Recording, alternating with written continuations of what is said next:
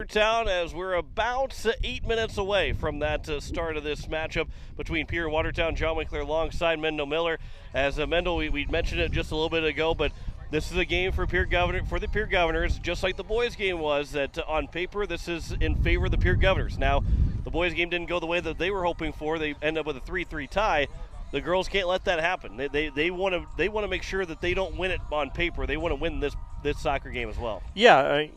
Again, you can't take anything for granted. It's AA soccer. Anybody can raise up. As you said, Watertown's won a couple games. They know what they're doing, and they got some really good players. So Pierre can't take it for granted and just say, well, this isn't Aberdeen. We're not going to have to bring our best. They do have to bring their best. But if they do, and if we can get 80 minutes out of them and good effort, I feel good about our chances.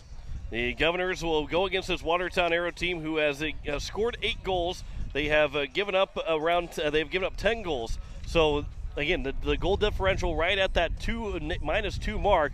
But for Pierre, they're on the opposite end of it. They've given up 4 goals, but they all came in one game. This Watertown team has lost 4 games. So, while they're not scoring a whole lot of goals, they're still not giving up a whole lot of goals. Yeah, right. And I think they have a pretty athletic keeper. They've given up some shots for sure. And it's still midway into the season. A lot of it is dependent on who you've played and if you've had good matchups or bad matchups against good teams or whatever. So you can't quite go on that. But I believe that Watertown is probably a little bit more defensive-minded than offensive, I guess. And so they're probably going to, try to pack it in, keep it close, and try to win it with a couple of good breakouts. And the Governors on the other end, Jenna Gehring, who's in net, she had pitched 4 shutouts in a row with those 4 wins. Gave up those. She had 1 goal that and I think she would say it too. She definitely would say it that she would want that goal back. That made it 2-0 for Aberdeen Central. But we've seen her play very, very well. And the last time we were here, the only time we've been here so far, she was extraordinary for the Pierre Governors in that win against Roosevelt. Absolutely, yeah. Jenna's been stellar all year, and yeah, there's a goal in Aberdeen that she'd like back, but. It's a team game, and there was some defensive breakdowns, and even on that goal, there was probably some things that her team kind of could have done that would have prevented it or helped her out a little bit. But you can't complain about the way Jenna's played. She's been rock solid, and I expect her to be again. The Governors will be taking on the Watertown Arrows. The wind blowing from east to west right now, so not really in favor of either team. Maybe, if anything, it's blowing a little bit across, maybe diagonally, so it will help out the team that will move from right to left to open up this game. However, mostly not going to be much of a factor for either of these teams. Yeah, it's kind of, it sounds loud in our headsets and things like that, but it's not as bad. We've had a lot of soccer and a lot more wind than this, so that's the good part of it. And hopefully, as the evening goes along, maybe it'll go down a little bit, and we'll have a really nice night. But it shouldn't affect the game too much, I don't think. Yeah, we're looking forward to it here. We're about 3 minutes away. National anthem has already been played, so we will step aside for 4 minutes, and we will come back and have kickoff for you. You're listening to Pierre Governor Soccer on KCCR and on YouTube at KCCR Sports. Let Country Carpet and Flooring help you update your home or office with the latest fashion trends. With over 30 years of experience, we can help you find the right flooring or window treatments for your needs. Stop down to 414 East Sioux Avenue or call for an appointment at 224-9297 for your free consultation and estimate. Go Govs! As you give the lawn one final pass, enjoy that crisp fall air on your moist, furrowed brow before you throw yourself onto a monstrous pile of leaves and join First Dakota to bank some noise for fall sports. Shriek for floor-rattling spikes, whoop at game-saving stops, and gasp in awe at high-flying stunts. Let them hear you from the cheap seats. Bank some noise with us at First Dakota National Bank. Open a new account online today at firstdakota.com. Member FDIC. Faith Lutheran Church prays for God's blessings to all of our athletes and their families. We're proud of the commitment and dedication that you give to your team. We would love for you to join us and celebrate the successes that God gives to us on the field, in the classroom, and throughout our lives.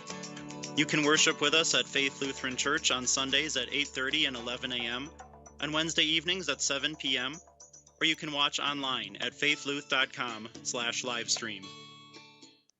The lawyers at the May Adam Law Firm in Pierre know how important your families are to you. If you've been putting off getting your affairs in order, know that the May Adam Law Firm is available to counsel you through your questions and help you get the documents in place so that you've made your loved ones secure. Call them at 224-8803 and they can chat with you about how to document your concerns and care for your family. We're all in this together, and the May Adam Law Firm is ready and able to help.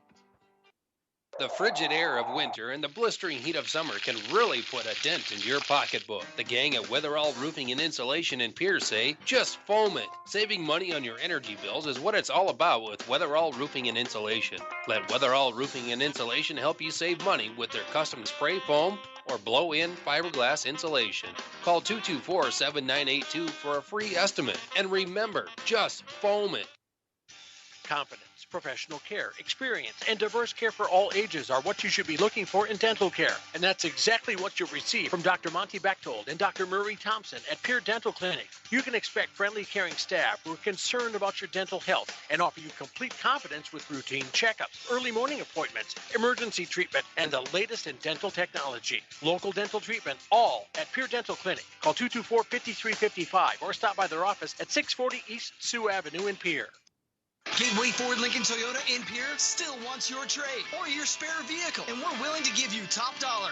And we'll throw in an additional $250 Pierre Pride dollars. Sell us your car, and Gateway Ford Lincoln Toyota will give you an additional $250 Pierre Pride dollars. Trade in your vehicle for a new or different one, and Gateway Ford Lincoln Toyota will give you $250 Pierre Pride dollars. Gateway Ford Lincoln Toyota at 518 East Sioux Avenue in Pierre. Call 605-224-7378 and visit GatewayFordToyota.com.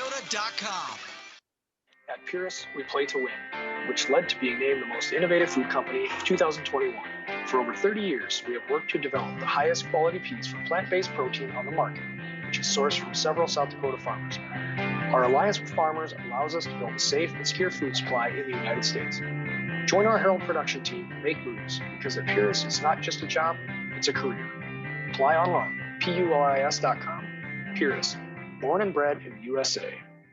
As we welcome you back here to Pilk, as we're getting set for a kickoff between the Pierre Governors and the Watertown Arrows here. The girls matchup, our second of our doubleheader between Pierre and Watertown, will be on the air again then on Thursday, as we'll have Pierre Governors taking on the Mitchell Colonels. We'll have that one for you as well here on KCCR and on YouTube at KCCR Sports, as the starting lineups are just about to be announced here for both teams. And Mendel, you're maybe not so much a prediction, but your keys to success here for the Pierre Governors tonight. Yeah, I think it comes down to the things that they've been trying to work on all year: possessing the ball, getting quality shots, and getting numbers forward in the offensive end. You know, I think when we do those things, we're really good. And for the Watertown Arrows, they're again coming in at 2-4, 8 goals so far, and you kind of want to keep them down offensively, right? You want to make sure that they don't really get a whole lot of good chances. Of course, you got Jenna Gehring in the back, in your back line as your goalie, so you feel confident to allow her to make some saves. But a team that is struggling offensively, you don't really want to give them any kind of hope. Yeah, exactly. Don't give up that first goal. Number one, keep them thinking, keep them contained. They have a couple of good players. Their striker's a good player. They have a couple of good midfielders. So. If you're not honoring your assignments and things like that, then you can get yourself in trouble. So just do your job, and it's a team that you can shut down, but you got to work at it. And what is good about this Pierre Governor team, and a reason why they're 4-1, they spread the wealth around. There's been a lot of different goal scorers so far this season, which has been but really good to see. You're not seeing one girl go out and score every goal, or you're seeing some good passes from the goal scorers. Avery Davis might score one and then pass it to Ryan Berry. Ryan Berry might find Ireland Templeton's got a goal. There's been a lot of good goal scorers for this Pierre Governor team so far this year. Yeah, exactly. And there again, that comes with possessing the ball in the offensive end and getting a lot of numbers up there. It's impossible for the other team to concentrate on one person or just try to take somebody away. If you can get the numbers forward and everybody's a threat, then you're going to be successful. You are listening to KCCR Pierre, a Riverfront broadcasting station, as we are into the 6 o'clock hour, just about set to start off between Pierre and Watertown. The Governors are looking for their 5th win of the season. Watertown looking for their 3rd win of the year. But it has been, for the Governors, 4 shutouts to open up the season. They lost Aberdeen on Saturday. They'll take on Mitchell this coming Thursday before having a little bit longer of a break. But, Mendel, this is also halfway point after today. We're at the halfway point of the season, and as quickly as we got started, we're quickly here at the halfway point. And to be 5-1 or 4-2, both are good records to be at. However, 5-1 sounds a lot better than 4-2. Oh, exactly. And again, we've anybody's that heard the previous broadcast, I said there was 3 50-50 games. This is the 3rd one that I thought could go either way at the beginning of the year. So 5-1 versus 4-2, it's a big difference, And of course, in soccer you get the ties and stuff like that. But yeah, let's go win it. Yeah, right. I was gonna say, let's not have 2 ties here today. We've already had one. We got that one out of the way. We can go get a win here to make the Governors at 5-1 before they take on the Mitchell Colonels coming up on Thursday. They're announcing the starting lineups right now. We'll step aside for a minute, come back with kickoff. You're listening to Pierre Governor Soccer here on KCCR and on YouTube at KCCR Sports. Wondering what to do with the pitted and rutted drive? B&B Equipment will get you covered. Wanting to put something down the ground? B&B Equipment will put a hole in your project. Need to even up that property? B&B Equipment can fill that need. B&B Equipment can deliver all your gravel and material needs. B&B Equipment is here for all your excavation needs. Contact B&B Equipment, 224-6727. A contractor here for you. That's B&B Equipment, 224-6727. Innovation. It's right here. Avera St. Mary's Hospital keeps care local for you and your family, offering comprehensive care that has earned 4 out of 5 stars by the Centers for Medicare and Medicaid Services in hospital performance and safety. Avera St. Mary's world-class care is further supported by advanced technology, 2-way video e-consults, 3D mammography, and a state-of-the-art birthing center, so you and your family don't have to go anywhere else, because innovation lives right here in Pierre. Learn more at avera.org/news.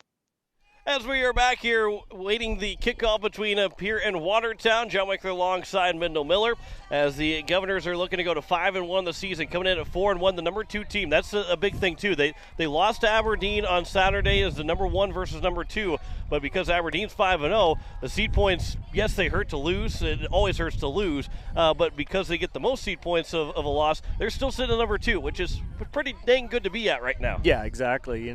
We were talking Saturday, we were number 1 versus number 2, and they came out of the game. They're still number 1 and number 2. So you definitely want to be out there and up as high as you can. All those early wins are going to stick out and keep you, hopefully where you want to be in the end. And this is another one. This is one that they need to get.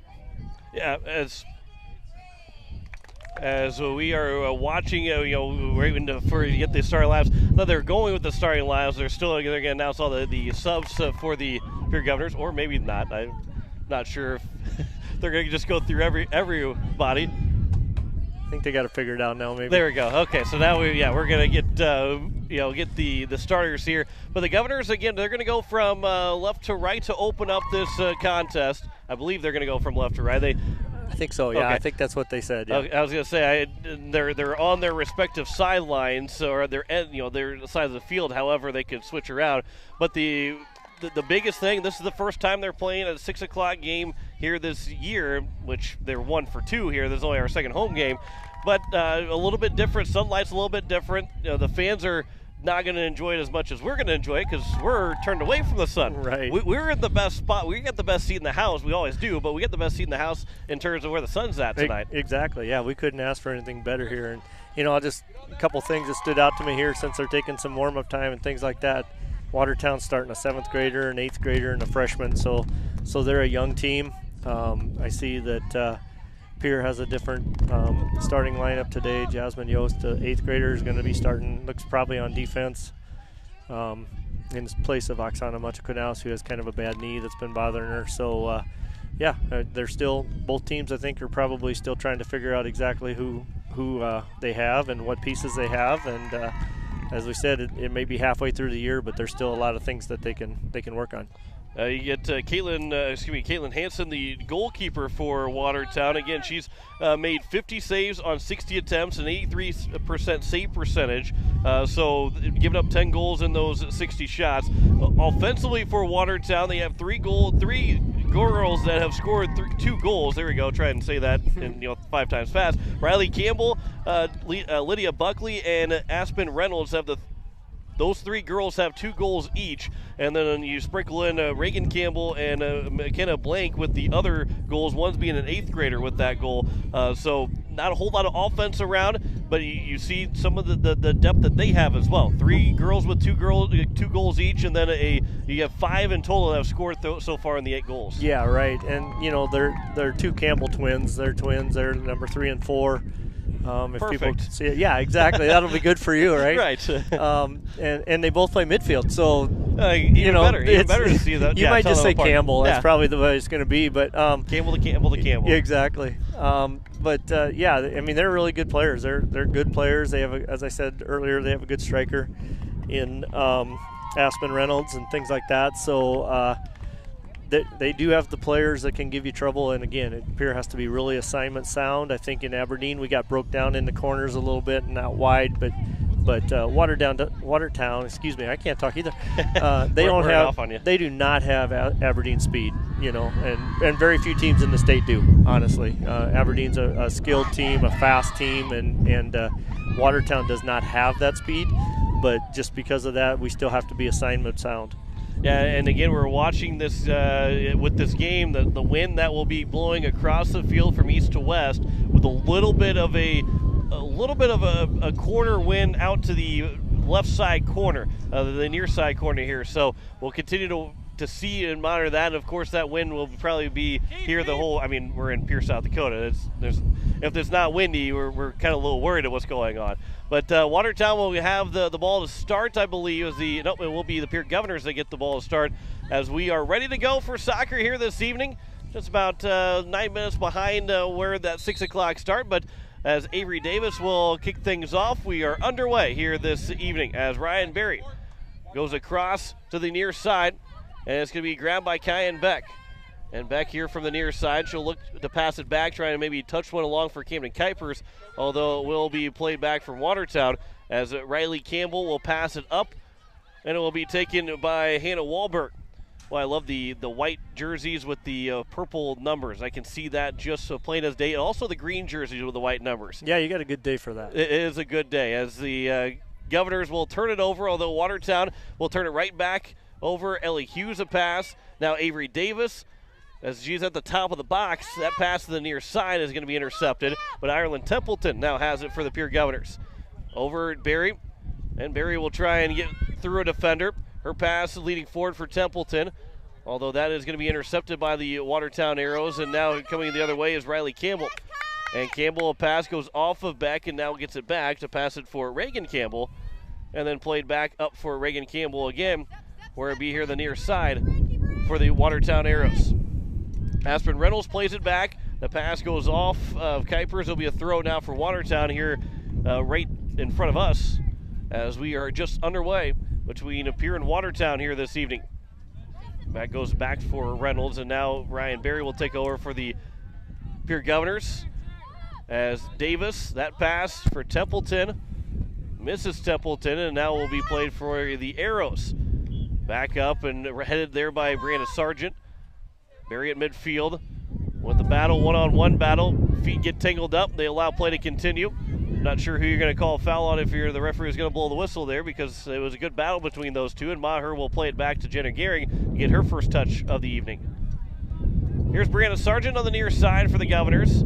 Pass here for Kyan Beck. And that one will go out of bounds off of Watertown, and it will roll to my feet underneath the table, and it'll be played here for the Governors.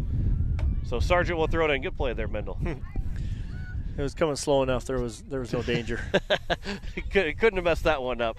Here on the near side, Reynolds, her pass is deflected right back to Reynolds and then taken away. Good play there from Graceland Taylor. And then now for Watertown again, back at the towards the edge of the attacking third. And then back towards midfield, where it will be controlled by Watertown. Berry, though, will step up and will win the battle to take the ball over for the Governors. Now here's for Kuipers. And Kuipers a pass here on the near side for Kyan Beck. back for Kuipers again, but then taken away by Watertown and Riley Campbell. Her pass goes up and then off of Taylor, and it goes out of play for another throw here for Watertown. Yeah, there you see that Pierre's making that effort again to get numbers forward. Just got to have your head up and find out where you're passing to rather than just passing to an area. You got to make sure your teammate is in the right spot. Yost is able to get over to it first, up for Ellie Hughes, and Hughes will be the last one to touch it. No, it will be off of Watertown, so Pierre will get the throw on the far side. Won't argue with that one at all. Jasmine Yost will get the throw. We'll argue with that, but Avery Davis with a battle circling all around the defender, and it will be eventually taken and a foul committed by Davis, so a free kick in our first stat of any kind. It'll be a foul against Davis, a free kick for Watertown.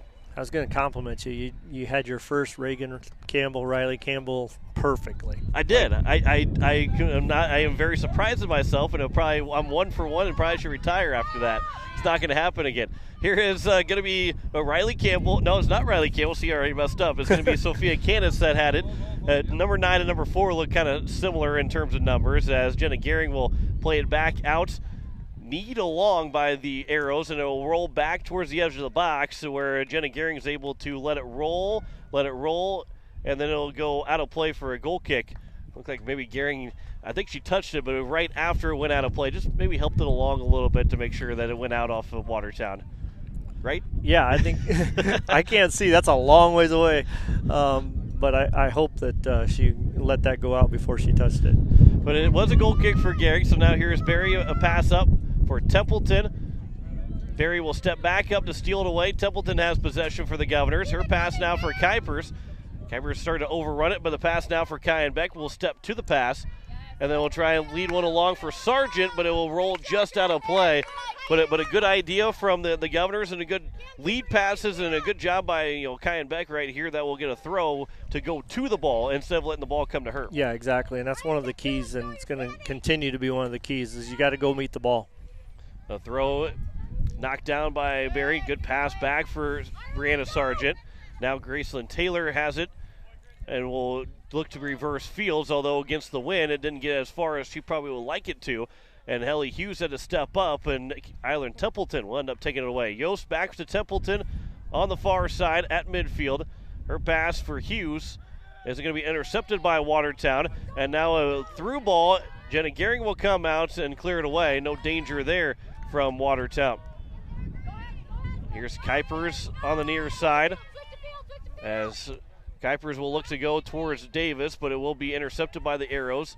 And it's played back. Canis across to the far side. Again, early on here in the first half, no score, no shots between either team, as both teams have possessed the ball well. It's going to be a throw here for Pierre, but have not, both defenses have been good, not allowing a whole lot of threats for either side. Yeah, a lot of action with outside the boxes, between the top of the boxes, just not a lot of dangerous plays so far. The pass goes up, and Watertown has it as they'll look to go towards midfield with the ball. A pass with some open space here for Watertown right at midfield. Another lead pass moving forward, but there was Brianna Sargent, and it will be a handball that's called, so a free kick here for the Governors.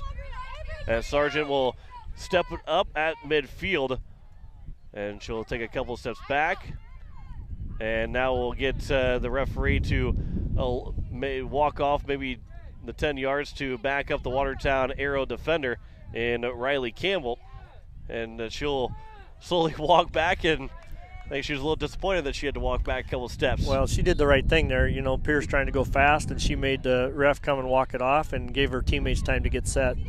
So as it came to Kuipers has it at the near sideline, taken over by Watertown. That pass is going to be intercepted by Taylor, but her pass goes in the middle of a couple Watertown defenders. So now Kyan Beck still with it, though, for Pierre on the near side. That's touched back over, and Watertown back in midfield. Graceland Taylor has it again. Over for Ryan Berry. And Berry will have to fight off a defender, but it will be taken over by Hannah Wahlberg. And then up the far side, but only the one there is Jasmine Yost. And she'll pass it back over for Hughes. And Hughes at midfield for Berry with space.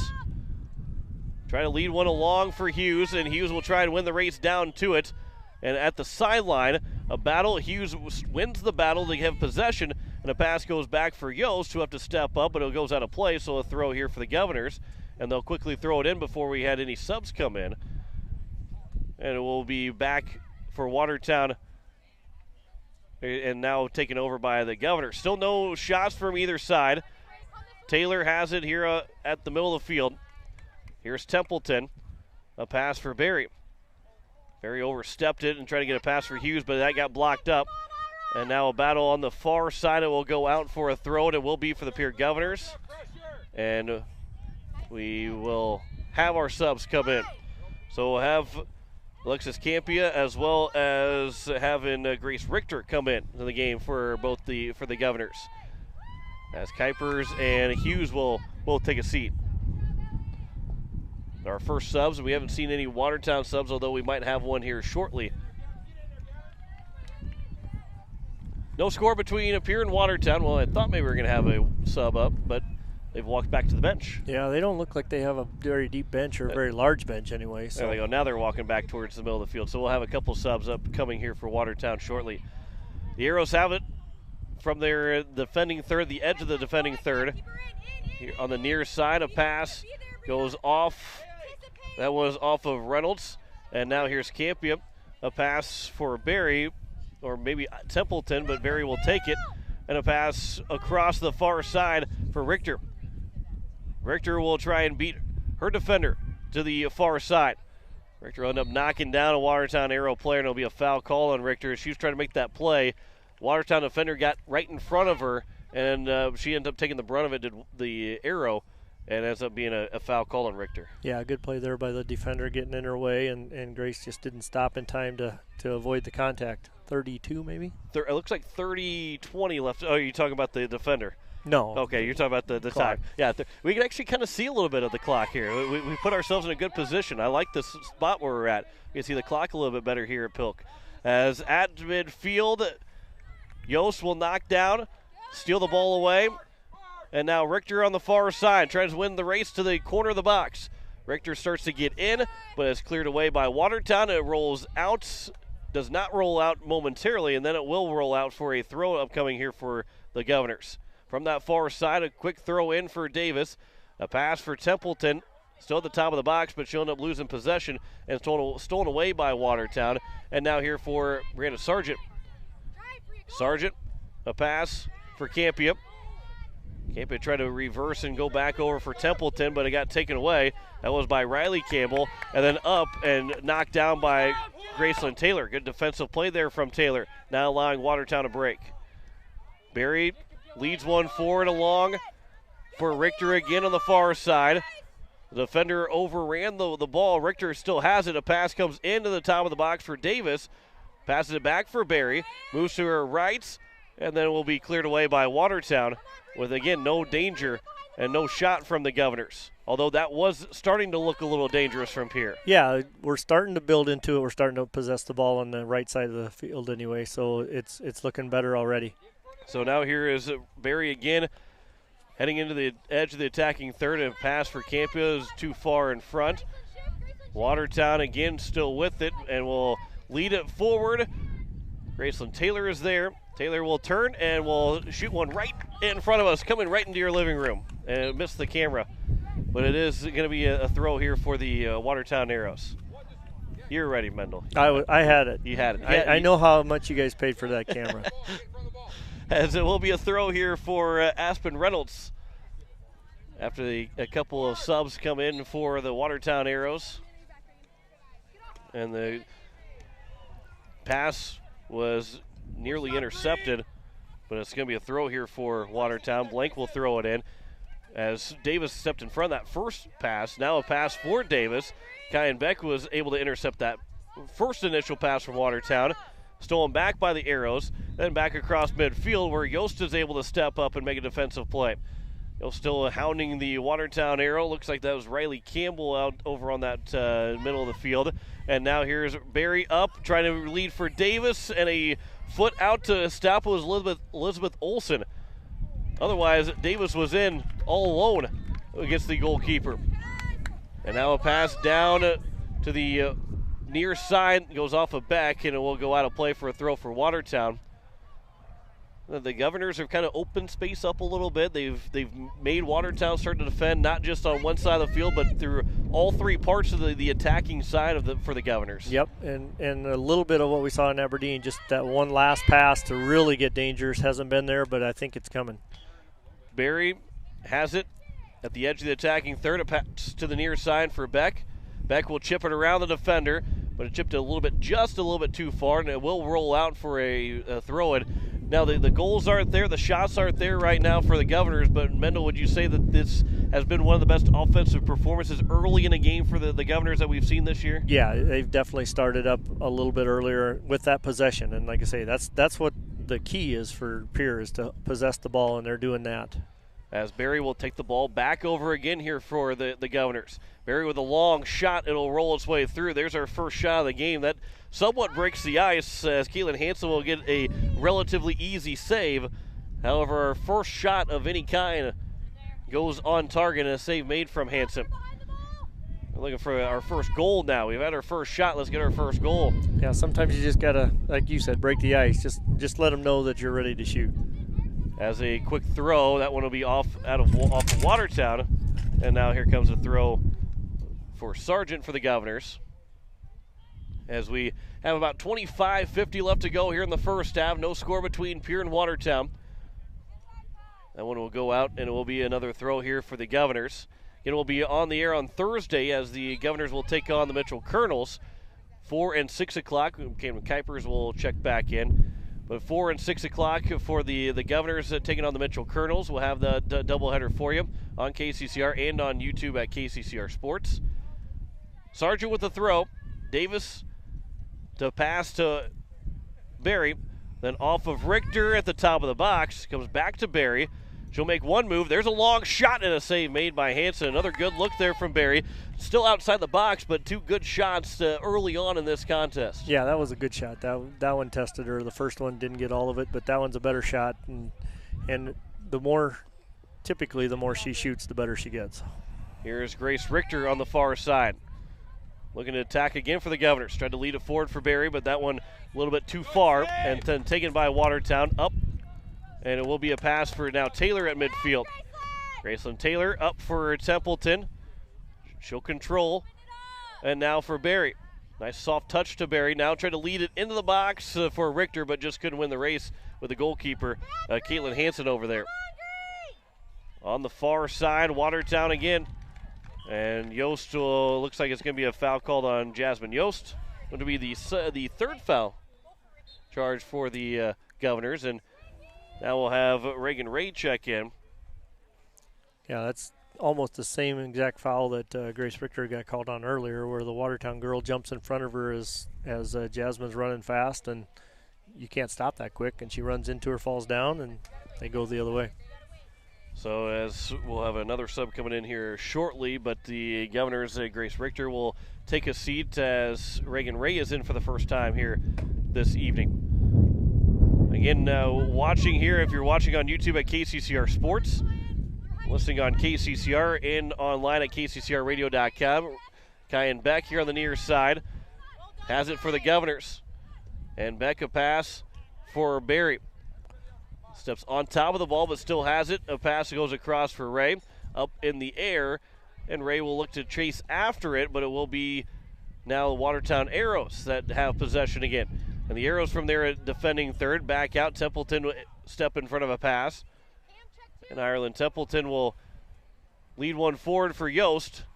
Back for Ray now. And the Governors again to the attacking third. Looking to get to the top of the box. That pass for Barry gets blocked up. And then back out. Taylor steps in front of another pass from Watertown. They just can't escape any pressure right now from the Governors. Taylor a pass over for Beck. And that one just a little bit too far. Intercepted by Watertown.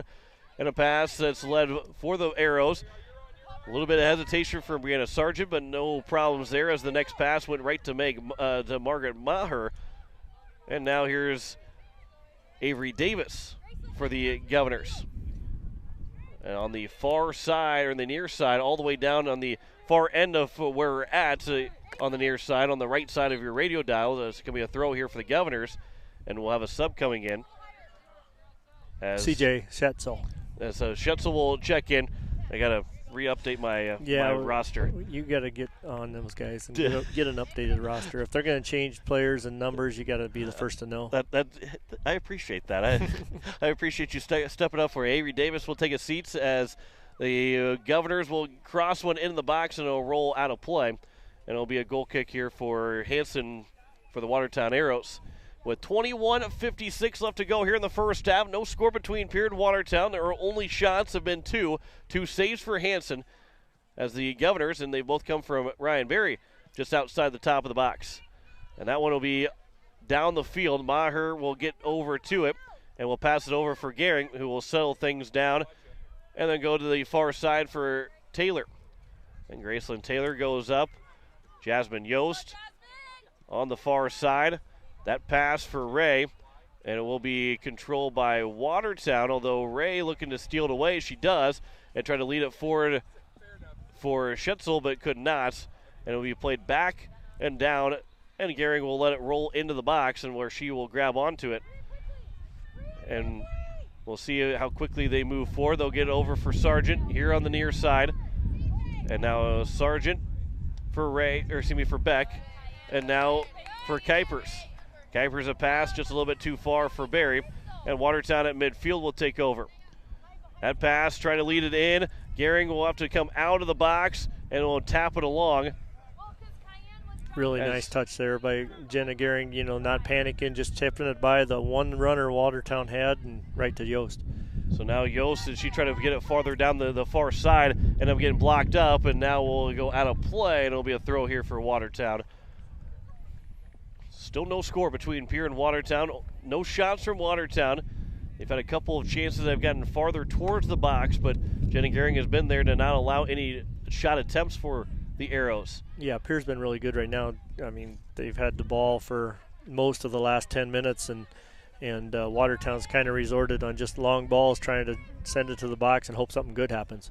Berry will try and lead it down all the way to the far sideline for Ray, but it looks like it's going to roll out, and it does, for a throw for the Arrows. Have Ava Flotmeyer check in here shortly, although now we have water break.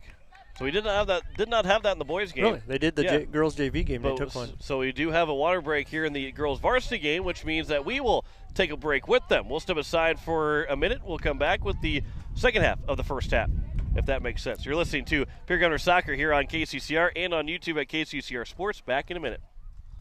The Labor Day sale at Slumberland Furniture is going on. Slumberland has their Labor Day sale all stocked up with specials on furniture throughout the store and with savings of up to 25% off Slumberland's low price. Slumberland carries your favorites, plus they have unique items in stock that are sure to complement your home. And in the bedding department, be sure to check out all the quality brands they stock with specials that'll make you sleep easier. The Labor Day sale at Slumberland Furniture. Slumberland Furniture on the truck bypass in Pierre and slumberland.com. Most of us already know that Gales Gas of Pierre is the place to call for propane. They offer an automatic fill plan so you never have to worry about running out of propane. They accept debit and credit payments or a budget payment plan to spread out the cost throughout the year so you never have surprises when you get your bill. For delivery, convenience, and great customer service, call Gales Gas at 224-5518. That's Gales Gas at 224-5518. As we welcome you back here, it is a scoreless game between the Pierre Governors and the Watertown Arrows as we are halfway through this first half. No score with the only shots going 2 for the Governors and none so far for Watertown. We've had 3 fouls committed, all by the Governors, 2 saves so far for Hanson. That's the only stats that Watertown has, is 2 saves by Hanson. So they're happy to have those 2 stats, but that's all they've been able to. No shots, no real chances, no offside, no fouls, no corner kicks, nothing for Watertown so far. Yeah, Pierre's controlled the play, and they're doing a really good job of possessing the ball. As we said, they've built into it. The last 10 minutes has been really good on the possession side of it. It's just and Watertown, as we kind of said earlier, they're going to be a little bit more defensive-minded, so you're going to have to beat a lot of numbers back there and be creative and finding your space and things like that. They're happy to play defense, and try one of those long balls. Hopefully somebody messes up or they get a girl behind somebody and they can, get a 1-0 win. So as we get back to soccer here shortly, 19:48 is left to go in the first half with no score between Pierre and Watertown. Governors are looking to win their 5th game of the season. Watertown looking for their 3rd win. The Governors would go to 5-1. Watertown, if they win, would go to 3-4. The Governors are on the road in Mitchell on Thursday, as we'll have that doubleheader for you on KCCR and on YouTube at KCCR Sports. I would say barring weather, but the only weather that would stop us from playing is lightning, and that's the only thing that could really stop, because we're playing on an all-turf field, so there's not a whole lot of – it would have to take a lot of rain to get us to not play on Thursday without any kind of lightning. Yeah, we endured anything. A little bit of that in Sturgis, so let's keep the lightning away, and we'll have a good night. Yeah, we don't need any delays. We much rather – and that's the good thing, though, with Mitchell is that we can get the games in. The good thing with Sturgis, as we do return to soccer here, is that the lights. Here we don't have lights, so a lightning delay for us almost knocks out a game right away, or at least postpones it. But thankfully, clear blue skies here this evening, and we like to see that, especially for soccer. Maybe not all the time.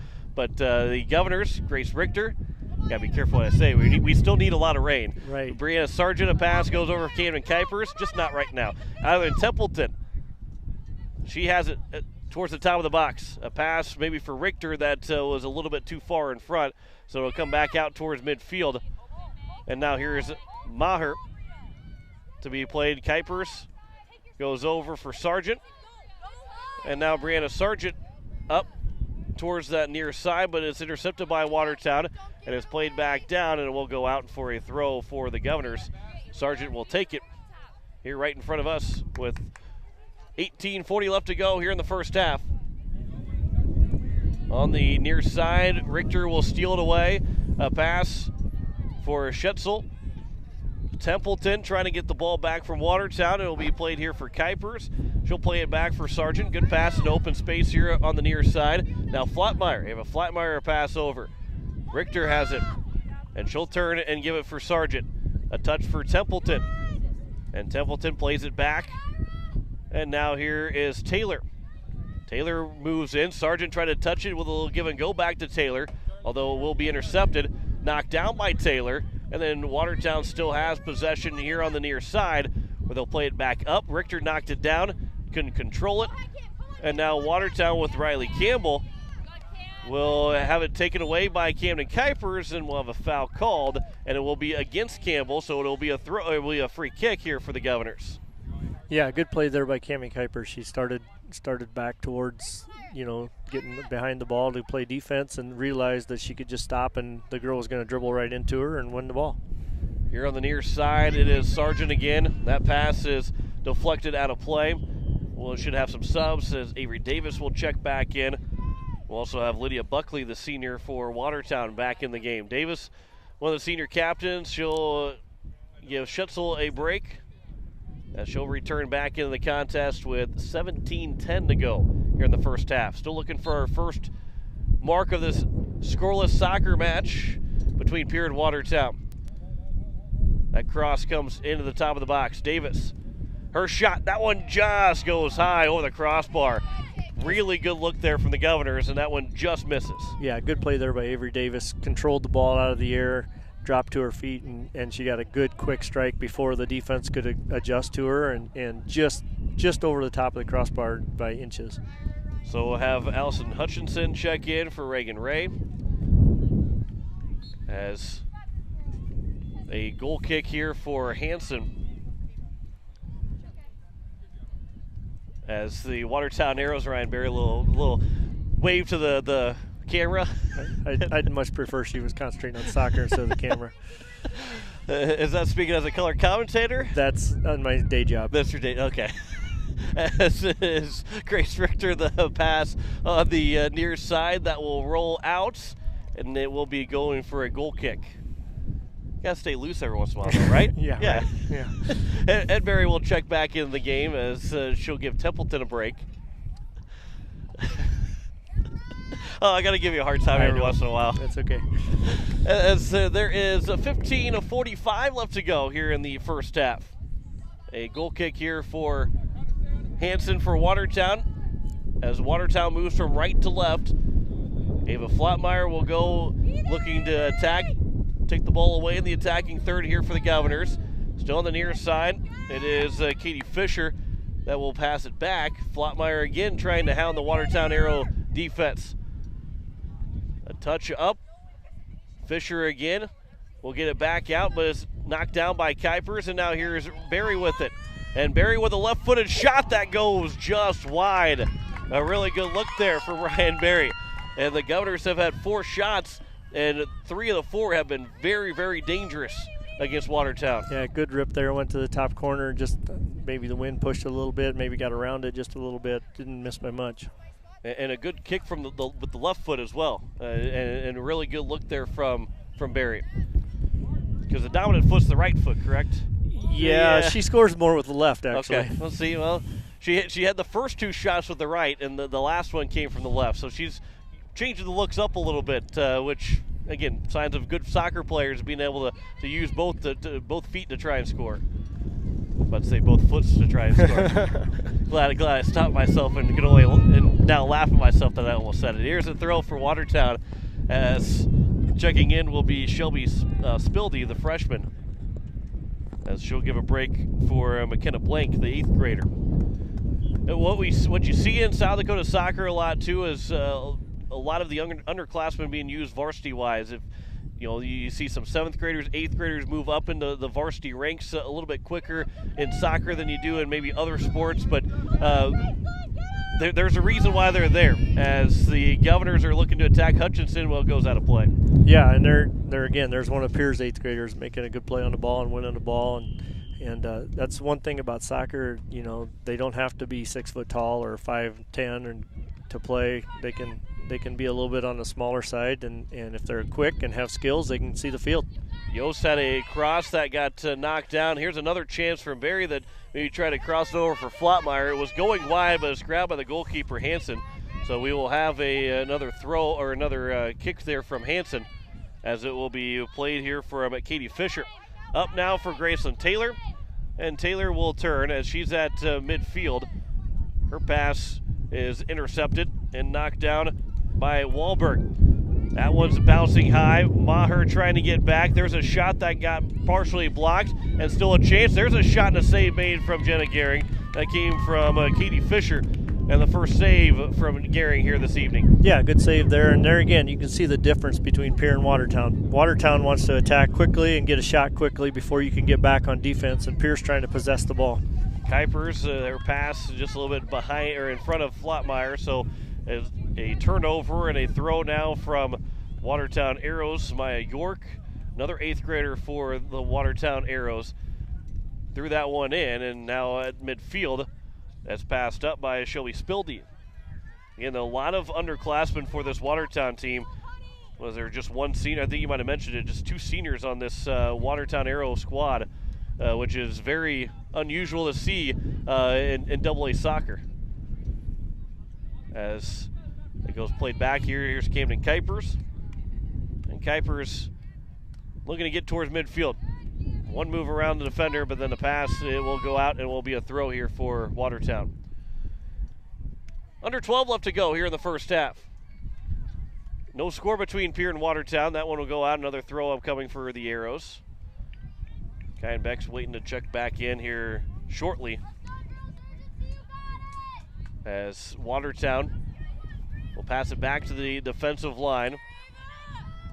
Nearly turned over, but it will be a pass back from Reagan Campbell to Hansen, and she'll play it back to the far side where it's headed along by the Arrows. A couple of players jump for it, but it's still knocked down by Watertown, and it'll be played all the way down spinning, and will roll just outside the box, and it'll be played from Jasmine Yost with no pressure on her from the Watertown Arrows. That pass will be off of Watertown.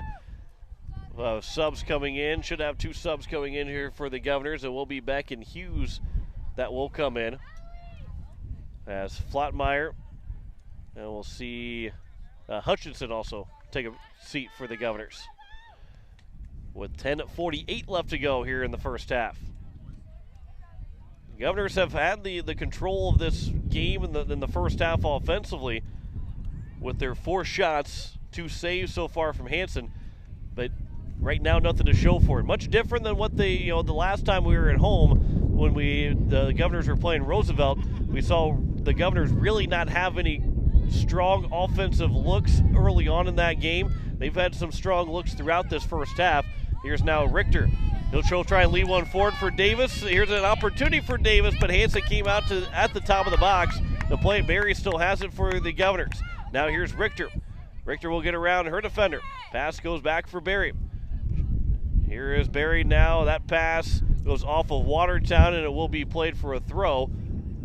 Oh no, it'll be off of Barry, though. That looked like, from back here, it looked like it went off Watertown. But yeah, 50-50 ball. Yeah, referee's right there. We'll leave the discretion to him, as the Governors will steal it right back.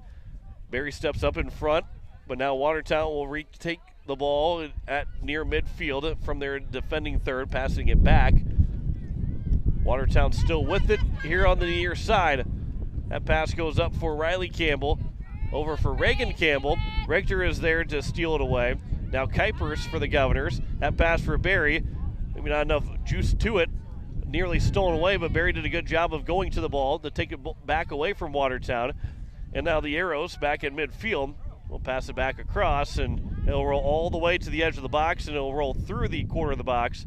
So Gary can't pick it up, but she will play it. And she'll actually dribble it back into the box, where she will pass it over for Brianna Sargent. Now back towards the middle of the field for Taylor. Her touch nearly was taken by the Arrows, but now it'll be back again for Beck. And now Beck up for Avery Davis. She tried to touch it back for Richter, but it was stolen away. And now in midfield, Maher steps up, and Barry up forward for Richter, but it will roll into the box as it will be grabbed by Hansen. 8.5 to play here in the first half, with no score between Pierre and Watertown. At midfield, the Arrows. A pass that's left short, and Beck steps up, but it will be taken now from Maya York for Watertown. And the Arrows back in their defensive third, the defensive line. Reagan Campbell, a pass here to York on the near side. York, her pass taken by Fisher. Try to lead it over for Riley Campbell. And a couple of players fall down, and we're going to have a foul called against Pierre. So it'll be a free kick here for Watertown. Maybe a 50-50 call there. Could it maybe go either way? Yeah, she might have played the ball down, or when she was on the ground, that probably is what he called. There really wasn't any contact there, but it was pretty good play, actually. Reagan Campbell on the free kick. Brianna Sargent is back there for the Governors. Davis will corral off the top of the shoulders. Beck, that one off of York, but now here's Sargent, and try to lead it forward for Richter. However, it was knocked down by the Arrows again. And across from Sophia Canis, and then touched by Richter, and then still played down from Reagan Campbell. Here's Reagan Campbell again, trying to move it up forward for Riley Campbell, but it was played back to Reagan, and she throws it towards the goal, where it's easily covered up by Gehring, who will take one high hop over Kyan Beck, so it'll be a throw now for Watertown. Wind probably played a little bit of part in that one. Yeah, that's a pretty tough kick to make for the keeper. You know, it's going to bounce, and probably a better idea just to roll that out there to her or throw it out there hard. So now here again is Riley Campbell. A pass comes into the box. Sargent is there. She'll clear it away, and it will be a throw now upcoming for the Watertown Arrows. This is probably the best offensive look that Watertown has had, or at least the most sustained pressure that Watertown has had. Yeah, they've had 2 or 3 through balls here in the last little bit that Pierce had to be sharp on, and again, it starts with not possessing the ball when you have the chance. The ball gets away from you and gets out of bounds, and gives Watertown another chance. 6:10 left to go. Templeton is back in here for the Governors. A throw here for Watertown. It's going to be taken by the Arrows. Richter trying to defend Riley Campbell here on the near side. York trying to get a through ball in. It's going to be cleared back out. It's going to roll just, I believe it's going to be still a throw. Barely a throw, but it will be a throw here for Watertown. I think York's trying to plead the case of maybe it should be a corner kick, but it will be a throw right next to the flag here on the near side, on the left side of your radio dial.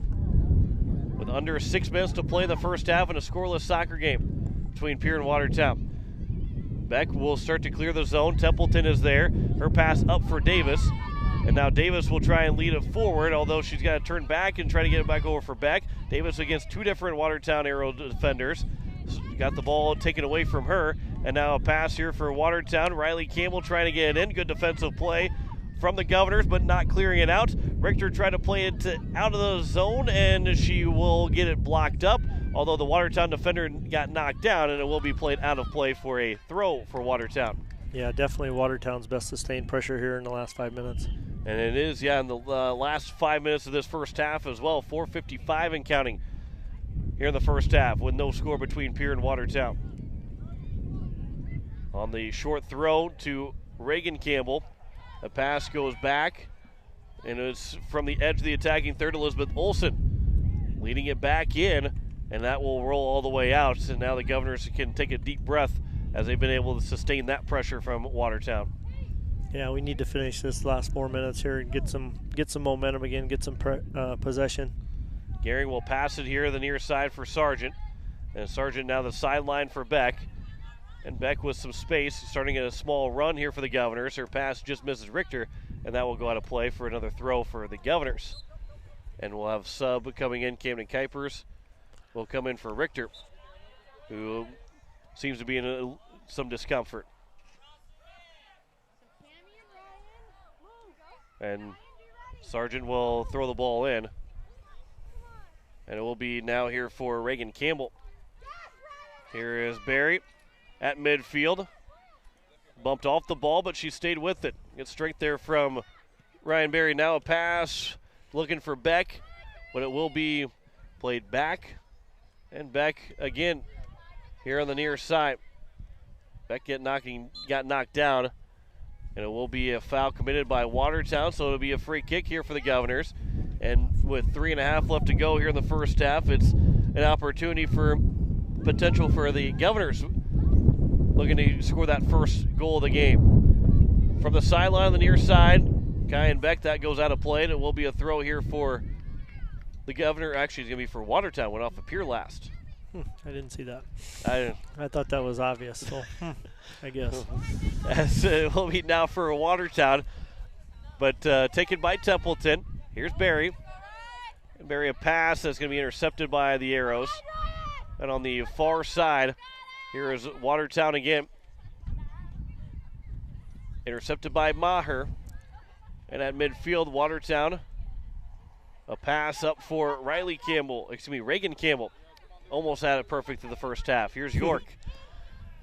That one goes up for Stephanie Lynch. And now that one will be nearly stolen, but it will be taken back to Riley Campbell for Reagan Campbell.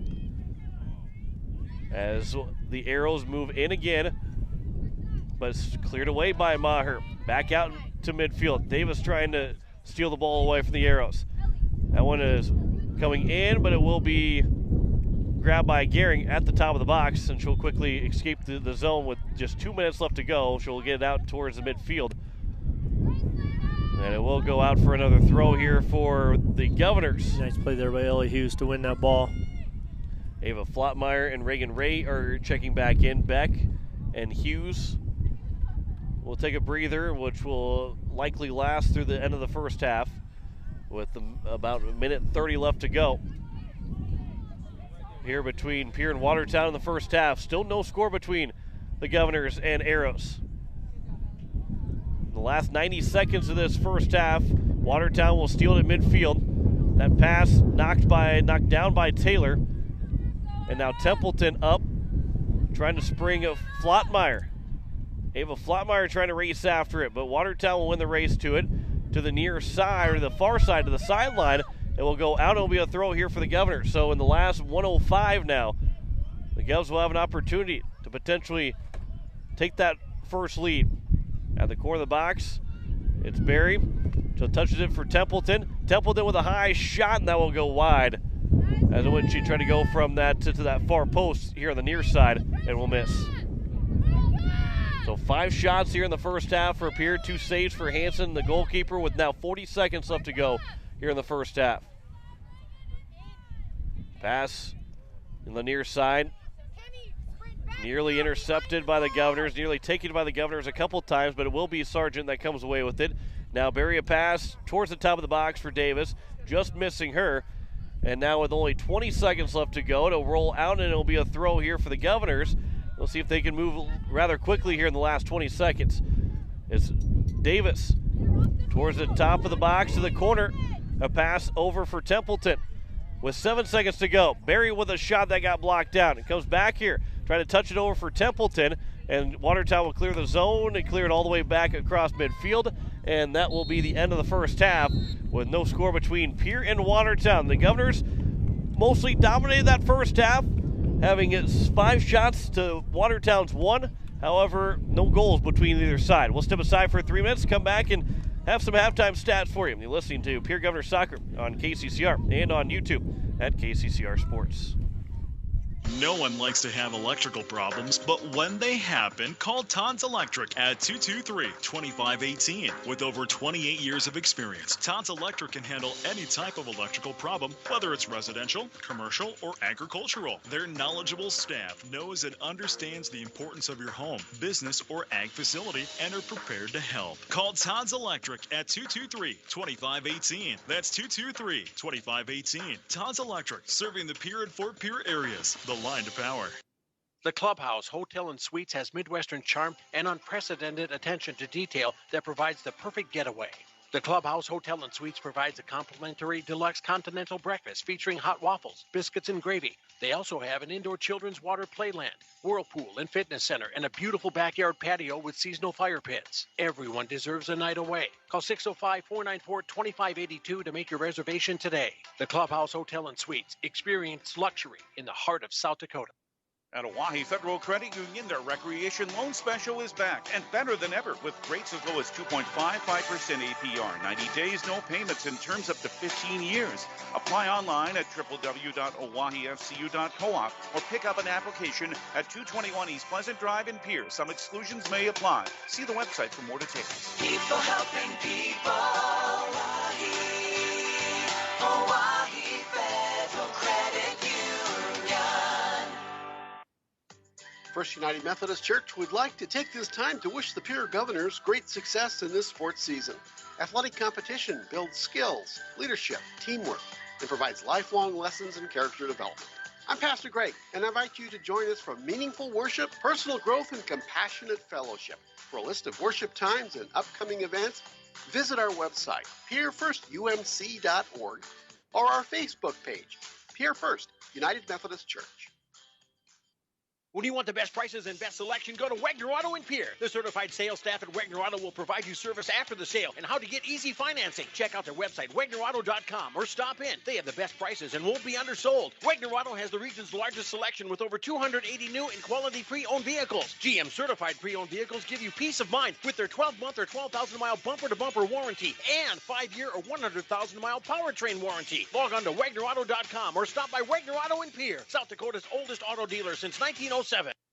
Are you building a new home or remodeling the old? Adding a fireplace can make a house a home. Olson Plumbing in Pierre carries a full line of Heatolator fireplaces. Whether your taste is traditional or contemporary, Olson Plumbing has a great selection of Heatolator fireplaces that will fit any style. Whether you're building new or updating, call Olson Plumbing. Heatolator Fireplaces, the first name in fireplaces. Olson Plumbing in Pierre is your source for the industry's largest selection of indoor-outdoor fireplaces, either gas or wood, and outdoor fire pits. Stop by their showroom at 2803 East Wells or give them a call, 224-6436. As we welcome you back here to Pilk as we are at halftime between Pierre and Watertown. John Winkler alongside Mendel Miller. No score between Pierre and Watertown.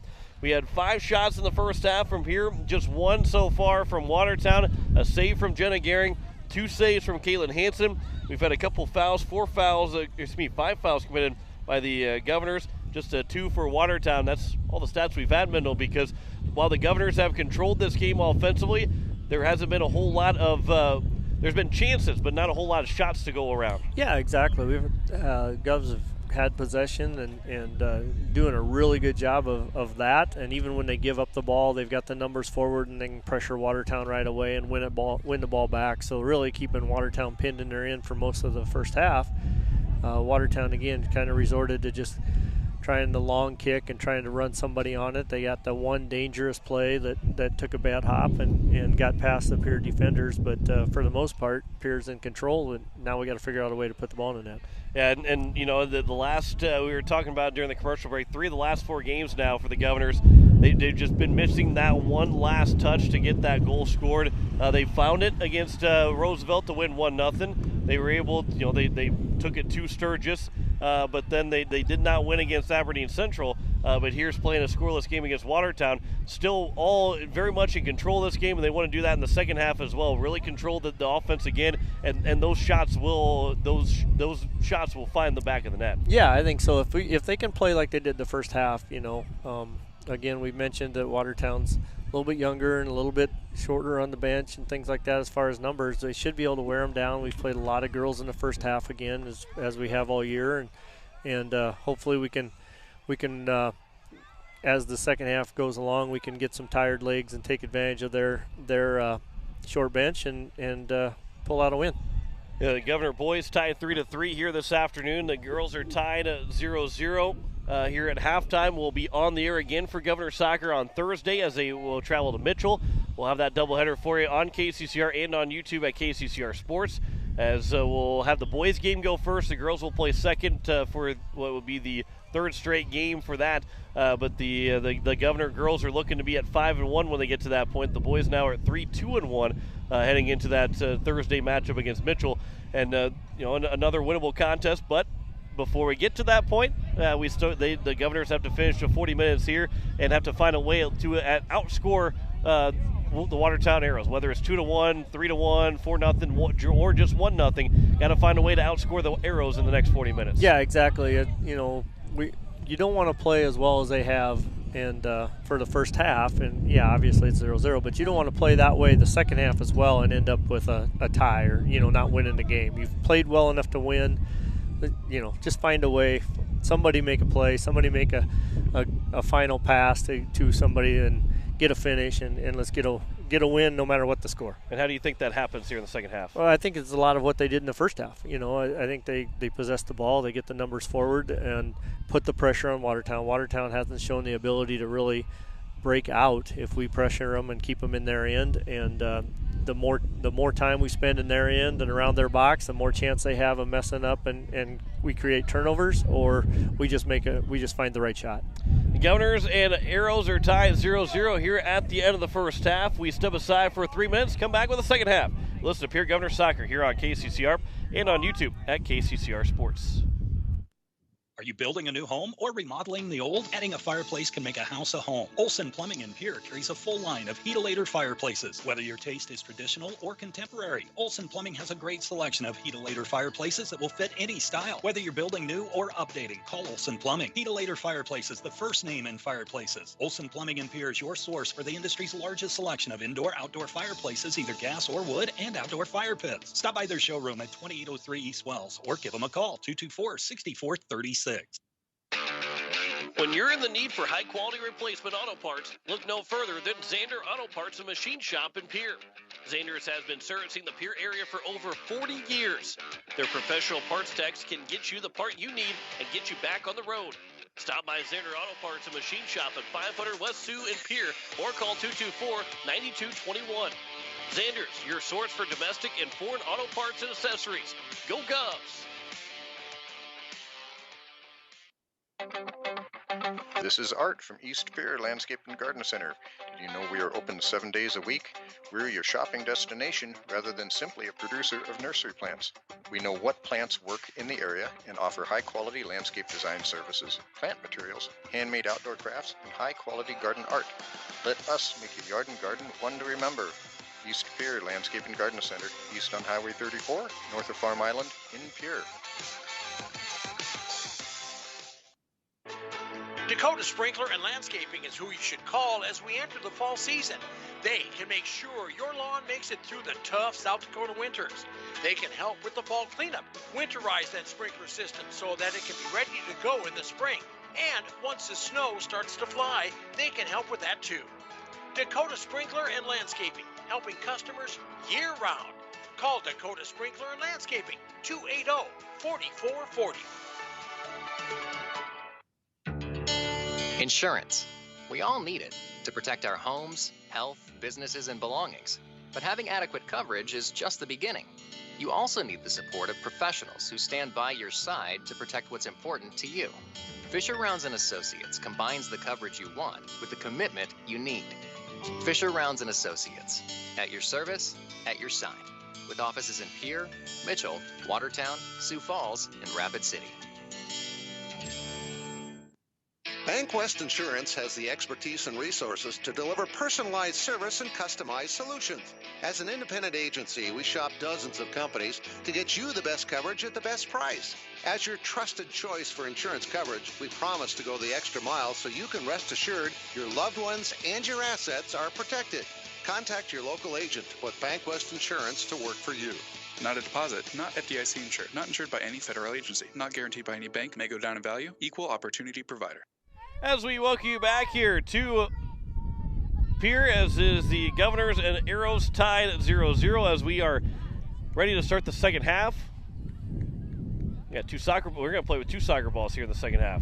Oh, that's going to go all the way down for Jenna Gehring to have on her end when the ball goes out of play. It'd be interesting to play with two soccer balls. It would. It might increase the goals. It'd be harder for us to try and figure out what's going on. I have a hard enough time tracking one ball around. As the Watertown Arrows will get the ball to start with the possession here in the second half as we are underway. Final 40 minutes of our evening here at PILC. We are listening to KCCR Pierre, a Riverfront broadcasting station, and also watching on YouTube at KCCR Sports. As it will be a handball called on Watertown and a free kick upcoming here for the Governors. Yeah, good start right there. Let's get them down in their end and put the pressure on them. Well, you said good start. I thought maybe you were talking to me about being able to actually figure out what the handball was to call. Good start there, too. Mary, a pass for Davis. More importantly, a good start for the Governors. Davis at the top of the box, still with possession. Their shot, maybe a potential pass as well, got blocked away, and it will go out for another throw for the Governors. And here in the first 45 seconds, they're not wasting any time trying to get something going here against this Watertown team. Back a pass. A cross from Kuipers that got blocked up, so it will be a corner, and our first corner of the entire game for either side, and it's for the Pierre Governors, as they're gonna have the wind at their back here with the corner from Brianna Sargent, so she can't put as much on it as she normally would. But here's an opportunity for Sargent on the corner. The Governors may be looking for that first goal. Sargent across, comes into the box, and it goes out before it got to the box as it goes behind the net. And the first opportunity for the Governors goes by the wayside. Yeah, I thought they planned that pretty well, getting the wind and waiting until they had the wind for that first corner. But, yeah, didn't get it where it needed to be. So now here's Watertown as that wind continues to pick up. You can hear it on the microphones as the Governors are moving from right to left. The wind is blowing across east to west. So not really affecting either team differently than some of the north-south winds that we have sometimes for these soccer games. From the far side, a cross comes in, sliding forward is Hanson, but she couldn't grab onto it. Cleared away by the Arrows, but to the top of the box again. Sargent came flying in, and then the Governors had an opportunity. Looked like it was Beck that had the shot attempt that maybe got blocked down. The Arrow defender put the arms up, thought maybe there could be a handball call, but it went off probably the shoulder of the Arrow player. Yeah, that was a pretty close play there, and good job by Cayenne Beck and Bria Sargent to step up there and see the loose ball and go get it. At the far side, it is a cross back in from the Governors. And here is Kuipers, a pass now for Beck. And Beck will lose it as the Arrows had it, but then they give it right back to Templeton. And Ireland Templeton will start to dribble in and then had it taken away by the Arrows. And a pass, double deflection off of two different Governor players taken by Kuipers, who They try to throw it back behind her and run after it, and it goes off of Watertown and out of play. So now a throw here for Pierre. Yeah, Pierre's coming out with good energy here, and just what they needed to do, pinning them in their own end. That pass, here's Davis, now Kuipers. A chance to cross it in the box to the far post, and it goes a little bit too far over Hughes, and it'll roll all the way out for a throw for Watertown. Yeah, really good chance there. Just got too much on it. There was 2 runners in the box unmarked, and she just put it over top of both of them. As Watertown will get it across midfield. Taylor, but it will be Riley Campbell to get to it first here for Watertown. And Campbell, Taylor trying to take it away from Campbell. Campbell still has it. In, a cross, a shot, blocked down, and it's rolled into the hands of Jenna Gehring. And a good defensive play for the Governors, and it was a big threat for Watertown, but no real threat at the end with a defensive play by Pierre. Yeah, a really good play. Either Cayenne Beck or Ireland Templeton. I'm not sure which one got all the way back in the box to deflect that final chance. That was a really good run by Campbell. So here is now Barry at midfield. Good move from Barry to get across the defender. Trying to lead it forward for Davis, but a little bit too far, and it rolls in the box, and it's grabbed by Hansen. Now, we've seen this a couple of times here from Pierre, and yes, we're only about 5 minutes in the second half, so it's a little bit different, but there's still plenty of time left. But what we've seen from this Governor team, especially in the second half, offensively have starting to put more pressure on. Almost every single game we've seen the offense really pick up in the second half, and you got to credit the head coach, Kara Swenson, for whatever she's saying, whatever the adjustments she's making, or what she's saying, or a combination of both, because this Governor offense has look good every single second half, maybe besides the Aberdeen Central game. The other 4 or 5 games now, the offense has looked much better to start the second half. Yeah, I think they've come out with better energy, and, we got to figure out a way to do that in the first half too, but right. Certainly better energy in most second halves. That one, a chance from Templeton, and that was a good header away by York to clear. Otherwise, Hughes had an opportunity for it. There's a bouncing ball that will roll out of play on the near sideline for a throw for Pierre. As Taylor will have a quick throw.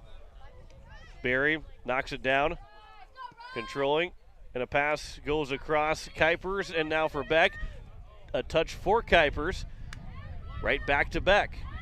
Moving into the attacking third, now in the box, Kuipers with a shot attempt. That one goes off the goalpost, off the side of the goalpost, and goes out almost off the corner between the crossbar and the goalpost, and it goes out for a goal kick, but a really good look there again from Pierre. Yeah, good look. Cammy was a pretty short angle there, tough shot. She did have Avery in the middle, probably should have. Avery probably didn't holler maybe, or she didn't see her, but that would have been a tip-in goal if she could have just centered it for her. Watertown tried to go the other way, but it was grabbed by Jenna Gehring, so now here is Ellie Hughes. That's the one bounced just over the top of Hughes. So a quick throw upcoming for Maya York, the 8th grader for Watertown. And on the throw in, Davis trying to take it away from the Arrows. Trying to go basically 1-on-3 against Watertown, but it is Watertown near midfield. Cayenne Beck with the interception. A pass going forward for Davis, trying to get to the box. A race for it. It's won by Watertown, but not cleared away, and it will be out of play off of Watertown. It should be a throw for Pierre, and it will be a throw for the Governors. Jasmine Yost will take the throw for bury it to the top of the box. That comes over for Templeton, and now Templeton with a shot, and a save is going to be made by Hansen. And that would be her third save for Caitlin Hansen, the Watertown goalkeeper. So now 8 shots in the match for Pierre. 2 so far in the second half. That one knocked down by Graceland Taylor. Good defensive play there from Taylor. And she'll still have possession at midfield. She'll turn circles around the Watertown defense and plays it back for Sargent. And as Brianna Sargent moves up forward on the far side, her pass for Kuipers gets around the defender. And now Cami Kuipers moving it in. Kuipers still with it, looking for the cross, but it's taken away by the Arrows. Cleared out, but not out of play. Sargent's able to stop it, have possession, fakes the pass, and now crosses it into the box, but it'll roll all the way for the goalkeeper, Hansen, to grab onto it. But again, another good look for Pierre still, and making that Watertown defense more and more nervous as this second half goes on. Yeah, that's a couple of really good runs down that side. They had the opportunity, just didn't quite get the cross where they needed it. Cammie Kuipers had an earlier try, took it deeper, but definitely creating chances. Barry intercepts the throw in from Watertown, so now Templeton over the far side for Beck. And now Beck will move down farther on the far side. She gets around the defender. Beck with a cross in. Davis tried to get off the knee, but was unable to. It was a little bit too low for a header, and it will go out for a throw, and we will have Grace Richter check back in. So it's good to see her get back into the contest as Templeton will come out and take a seat. So a throw here for Pierre as they're at the edge of the attacking third, moving from right to left on your radio dial. No score between Pierre and Watertown. 8 minutes into this second half. Govs are looking to go to 5-1 to open up the season. And I say open up the season, but we're at the halfway point at the end of this game. Just 6 games remain after tonight, with the first one of those last 6 coming on Thursday against the Mitchell Colonels. As they play at 6 o'clock to the girls, the boys will play at 4 o'clock in Mitchell. We'll have both of them for you on KCCR and on YouTube at KCCR Sports. Ball's loose at midfield. Taylor steps up to play it. And now a pass goes across on the far side and at midfield. And a long run upcoming here for Watertown. It goes to the edge, and Gehring will play it out. It will go out of play for a throw. However, it was a good play from Gehring to eliminate the chance from Watertown. It plays back for York, but it was going to be taken from Barry first. And there's a chance that maybe they're thinking for a cross, but it will be played out, and it will be a goal kick here for Gehring. It came off the foot of Sophia Canis. And our sub, Shelby Spildy, the freshman for Watertown, will check in. So again, no score. Good crowd here in the second home game of the season. Daylight's starting to, it's not going to be a factor in this game by any means, but you can tell that we're getting closer to the middle part of, or starting to get to fall. Yep. As Jasmine Yost nearly lost it from the near side. She will lose it, and it will be Watertown now with it. Katie Fisher, a pass back. There's a cross into the box, but it's knocked down by Maher, and it's going to be out, back out towards midfield. Davis will knock down Canis, and it will be a foul called on Davis and a free kick here for the Arrows. Hannah Wahlberg will take the free kick. Just outside the attacking third here for the Arrows. Here on the near side. Wahlberg with the free kick to the top of the box, headed in the box. A chance, there's a shot that goes wide from the Arrows. That was Katie Fisher that had the best look of any Watertown shot so far, but missed by several feet. And the second shot of the second half for Watertown. Yeah, Jasmine Yost got in there and pressured her a little bit. She didn't have time to set it up. So good pressure by Pierre, but again, another dangerous opportunity for Watertown. Ava Flotmeyer is in for Kuipers as the Governors on the far side will work it up that far side. Back a pass that's going to be intercepted as Richter will take the ball back though. Now trying to lead it forward for Davis. Richter put the hand up saying it should have been a handball, but the referees will allow play to continue. Back in midfield, Maher is there. And we'll play it back over on the far side for Beck. And Kyan Beck still running with it. That cross to the box, top of the box for Davis.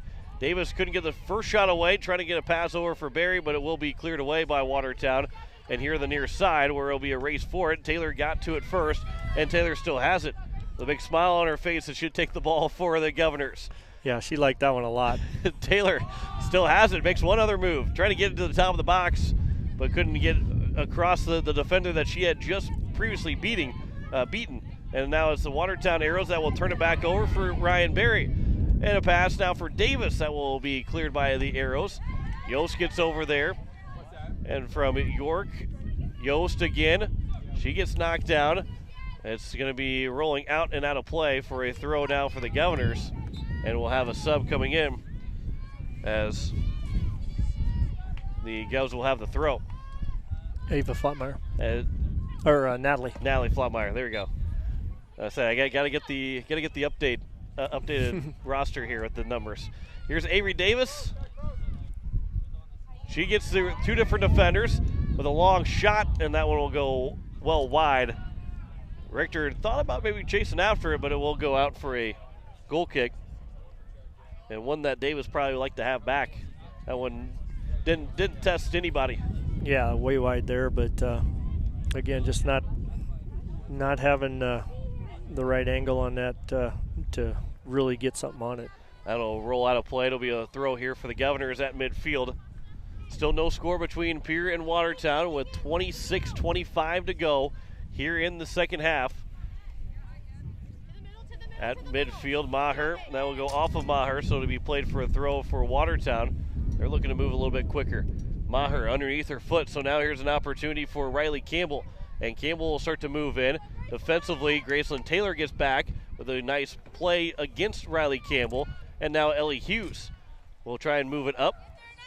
And Natalie Flotmeyer is there. And that will get out of play off Flotmeyer, so it'll be another throw here for Watertown. And York now will throw it in. And on the throw, it goes all the way for Yost. It should go off of Watertown, and it does for a throw now here for the Governors. From the near side, Yost will throw it in. Ava Flotmeyer goes off of Watertown, so another throw upcoming. And now Reagan Ray is staying there waiting to be subbed in. Yost for Natalie Flotmeyer. And Natalie has it on the near side. Up, trying to get it for Hughes, but it was intercepted by the Arrows. Back down from Campbell, and getting back defensively was Taylor again, but it will go out of and off of Pierre. I think Watertown's going to be mighty tired of Graceland Taylor before this is over. I was going to say, Taylor's done a really good job, especially the last couple minutes. She's done a good job all game. The last couple minutes has made things very difficult for any Watertown attacker. Is now Ava Flotmeyer the steal, now for Natalie Flotmeyer. And at midfield, Natalie's trying to get it up, but it nearly had the ball picked from behind. Now Flotmeyer will try and lead it forward for Davis, although it'll roll all the way into the big mitts for Caitlin Hansen. And Hansen out towards midfield. Hughes just missed it. Yost will head it out of play, and it'll be a throw now for Watertown as York will throw it in. 4 subs upcoming here for the Pierre Governors. And now Riley Campbell looking to make a run on the far side, but oh, by the way, Grayson Taylor is back there again to clear the zone, clear it out of near the attacking third, but back in are the Governors. And we'll have a foul committed by Watertown, so a free kick here for Pierre. Well, that looked like it was going to be a pretty good chance for Riley Campbell. Then all of a sudden, Grayson Taylor was there and no chance for Campbell. She shut her down about 4 times in a row here. So they kind of beat her the one time, and then Grayson adjusted, and she said that's enough of that. That one will get out of play. A throw here for the Governors, and that will allow the 4 subs to come in. So Reagan Ray, Ireland Templeton, Camden Kuipers, and Ryan Berry all check in. Hughes, Natalie Flotmeyer, Taylor, and Ava Flotmeyer will all take a seat. And Watertown's probably taking a sigh of relief with Taylor taking a seat right now. Yeah, I don't think she'll be out long. As Kuipers off of her foot, Riley Campbell tried to pass along to herself, and then it was cleared by Maher out of play for a throw on the near side. Moving from left to right are the Watertown Arrows with no score here in the second half. That one will come to the edge of the box, and it will be grabbed by Gehring with 23 minutes to play here in the second half. Under 23 minutes to play now here in the second half. Still looking for that first one. Nobody's broke the ice yet. Last time we were here at Pierre, it was a game against Roosevelt where Pierre scored in the last 10 minutes to take a 1-0 lead. That was the final score of that match between Pierre and Roosevelt. Here's Barry, a pass up for Richter. Richter moving along on the far side. Gets to the top of the box. Try to get a pass back for Barry, but intercepted by Watertown. They'll clear it out, and it'll be a throw. And we should have a sub potentially, and it will be Ava Flotmeyer checking back in for the Governors. And Kyan Beck will take a breather. Nice move there by Grace Richter, running full speed. Got cut back to the middle and had some options on offense there. Really good play for her.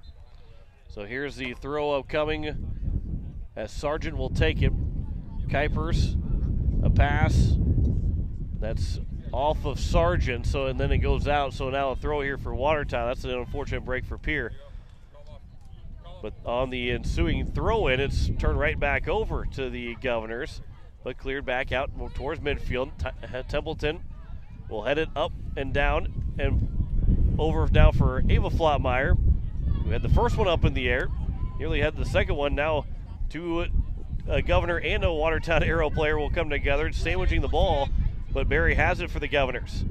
Pass comes for Flottmeyer. She's going to try and chase it down, but it just goes a little bit too far, and it goes out for a goal kick.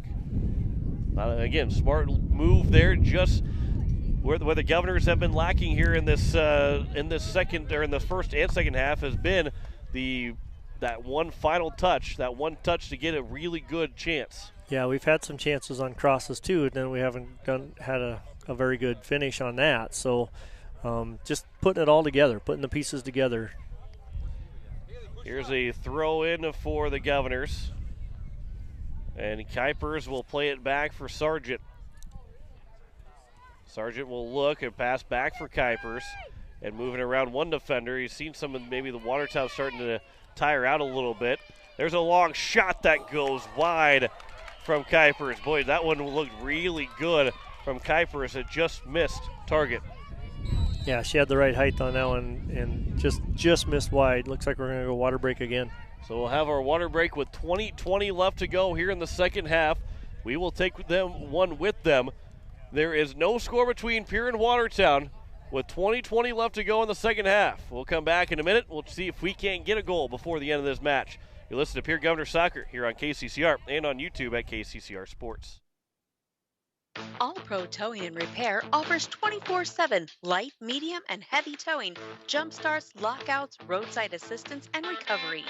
The All Pro Towing and Repair team of professionals offers prompt, courteous, and top-notch services to Central South Dakota. If you find yourself in need of a tow, jump, or lockout, contact All Pro Towing and Repair, 605-669-2075. That's 605-669-2075. Pictures are memories we want to last forever. For those special times, call Bridget M. Photography, a unique boutique photography studio offering family portraits, children, seniors, and even your pets. They're available for weddings, commercial events, and sports photography. Stop in and visit their studio in Pierre or look over their website at bridgetmphoto.com. Pictures and memories that will last forever. From Bridget M. Photography in Pierre. We welcome you back here to Pierre as we head to the final 20 of this second half. No score between the Governors and the Watertown Arrows. John Wickler alongside Mendel Miller. Our first of two soccer games here this week. We'll have the Thursday doubleheader between Pierre and Mitchell over at Joe Quintal Field.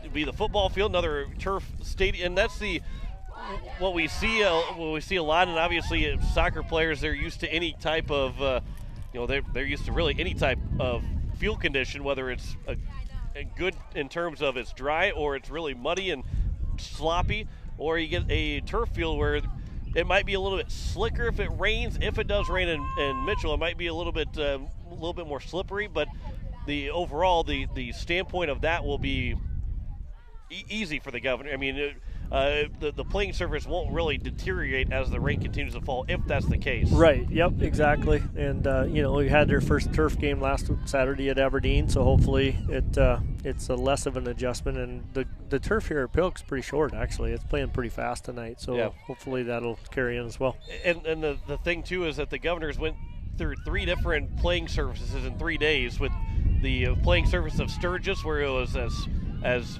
thick as it can get, to now playing at Pilk on Friday for practice and then go to Aberdeen on Saturday. The Watertown players fell over. Here's Barry in for Davis, off of Davis. Still loose, but it will be Watertown that will get it out momentarily. Alexis Campion, who has checked in, she'll get called for the foul. And a free kick here upcoming for Watertown. Yeah, that's Macho Canals. Macho Canals. Oksana Macho Canals in for the first time. And You haven't seen her yet in this game because of that leg injury, but here in the last 20-20, trying to use use your veteran to try and get the win here. Templeton fell over, so now a chance. There's a shot and a save made from Jenna Gehring. A good look there on a shot from Lydia Buckley, but a save from Gehring. That's her second of the evening. Yeah, good save there from Jenna. That was a dangerous play. Everything conspired to go badly there with Templeton falling down and everything else. Here's a Brianna Sargent that will pass it back towards midfield, but is taken by the Arrows. And now 2 Arrows are offside. The one, Riley Campbell, being offside by about 10 yards. Yeah. Really scary play if that's legal. Right, in more ways than one. But it will be a free kick here for the Governors, and Templeton will take it. And a good play defensively by the Governors to step up and make Riley Campbell be as offside as she was. Yeah, something that they haven't really done a lot of this year, but a good move to do it there. Jasmine Yost now with it for the Governors. That one goes out to the far side, and it will roll out of play. As Sargent now will throw it back in. It goes right back towards Sargent, but it's taken by Kuipers. Makes one move around one defender. Trying to make that second move, but it will be off and out by Watertown. And so now here are the Governors with another opportunity with a throw on the attacking third on the far side. Cleared back out by Watertown. Another throw here from Pierre just outside the attacking third. As we are under 20 minutes to play, halfway through the second half. Still no score between Pierre and Watertown. Watertown now will get it towards midfield. Barry will chase after it. Nice little touch over for Mutual Canals. Get it back for Barry. Sealing off the defender. Now Barry will try and move through 3 different defenders. Still with it. Barry, a pass over now for Flottmeyer with a shot and a save made. A rebound, it was grabbed by Hansen. And a really good chance there from the Governors. Yeah, a really good shot there. That's the kind of shot we need to keep creating. 10 shots now for Pierre. 4 saves for the Watertown goalkeeper. This one is nearly misplayed by Watertown, but cleared out by Hansen. The wind's kind of dropping it back, so now Barry will get back into the box. Barry with a shot. That one's blocked up by a Watertown defender. Barry's second chance that will go wide, and it goes out of play. So a couple of good looks there from Barry. 11 shots and 12 shots now for the Governors, but still nothing to show for it. But it did go off of Watertown, so it will be a corner kick upcoming here for the Governors. Yeah, you can almost feel the urgency and the pace pick up here for Pierre. They're cranking it up and trying to get one. Templeton comes out. Kuipers will check out. Ray came out as well. I missed one that came off the field.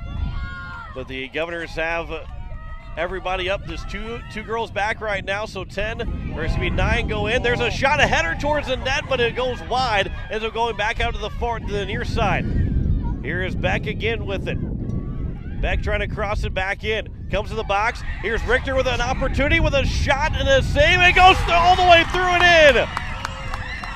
It is in for the Governors, and they score. I think that's Meg Maher. Was Maher to get the goal to make it a 1-0 lead with 16:03 left to go here in the second half. It's either Richter or Maher. They were going crazy, the two of them, and maybe the players don't know who got it. So I was saying, but either way, the Governors scored to make it 1-0 here with 16 minutes left to go in the second half. As we'll go ahead and give it credit to Maher for the goal. And we'll get Richter the assist to make it a 1-0 lead for the Governors with 16:03 left. But you mentioned it, Mendel, right before that happened. The sense of urgency, the attack was there for Pierre. Everything was going right for the Governors, and they get rewarded with the goal. That's what I'm supposed to do, right? Right. Okay. Yeah. I just checking. Yeah, you need to say that maybe a little bit more often now. maybe that's the reason why we got to get the Governors to score a little bit more. Is you got to be talking more about that. There right? you go. Yeah, I got to feel it first, I guess. Even if you don't feel it, you got to make yourself believe it and start talking about it. It's gonna be we're getting dangerous there. You know, you could feel it. The chances were coming. We had 2 really good shots, and then we got the corner, and even, the corner was dangerous off the header. All kinds of good things on that exchange. So Richter had the ball stolen away, but it does go out for another throw. And a Watertown player that's limping on the far side. Can't see what number that is for the Arrows, but it is going to be a throw for Watertown. And for the Arrows, looking to attack is Riley Campbell. Good play by Richter to seal off the defender for the attacker, and Richter will get the throw here for the Governors, trying to go back to towards midfield. That's Graceland Taylor back in. So Graceland Taylor, not Richter. That's okay. Yep, 16 and 20, two different numbers. Taylor, that one will be cleared away. Taylor's been all over the place for this Pierre Governor team defensively here today. And just wanted to point out that she is back in the game. Yes. And that was who I missed when they were trying to name everybody was coming back in. Here is Richter with it, though, as she'll get it across midfield. And it will be played back and out of play. So another throw upcoming here for the Governors. A sub coming in, Ellie Hughes. And Hughes will give Ava Flotmeyer a break now with 14:20 left to go here in the second half. And the Governors have a 1-0 lead. Don't want to get complacent. Still want to continue to attack. They've outshot Watertown now 13-4 in this contest. Here's a throw that goes to the far side. Cleared by Watertown. And the Arrows will try and get it back out towards midfield. And it will be out of play off of Pierre, and a throw now for the Arrows as they look to make their way back towards the middle of the field. Governors have that 1-0 lead. We have credit to Maher on the goal. Assist to Richter. Mutual Canals a pass looking for Richter, and that one just missed. But Watertown will play it out of play, so a throw here for the Governors. Just on the edge of the box, extended out. Hughes threw it in, but it was taken by Watertown. Good play from Jasmine Yost. Take it back away, and now Barry has it. Barry trying to seal out the defender. Her pass looking for Davis, now goes over for Beck. And at the sideline, Beck tried to keep it in, and it does roll out for a goal kick. A couple of good looks there for two different, potentially from Davis and from Beck. Yeah, good look there. A couple of people had a good look, and just again that half step short.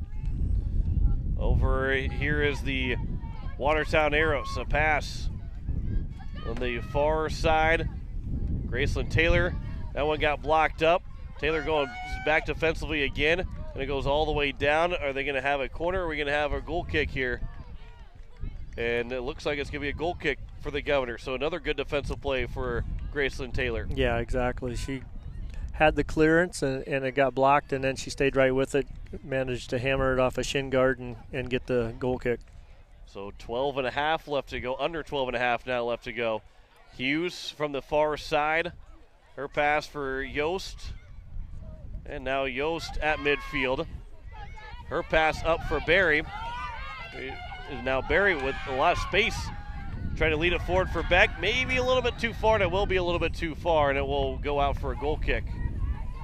Another good look there from Barry, trying to spring Beck free to get a good look for a potential 2-0 lead for Pierre.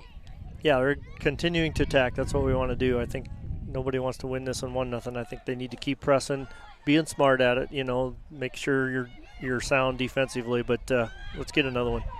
Barry a pass over, and that one intercepted by Watertown. Maher is back, and she'll play it back up towards Ryan Barry, but knocked down by Watertown. And there's an opportunity. Graceland Taylor plays it perfectly. Backpedaled enough to get the head on it and play it back towards midfield. Rolls off of a leg from one of the Governors, and at midfield.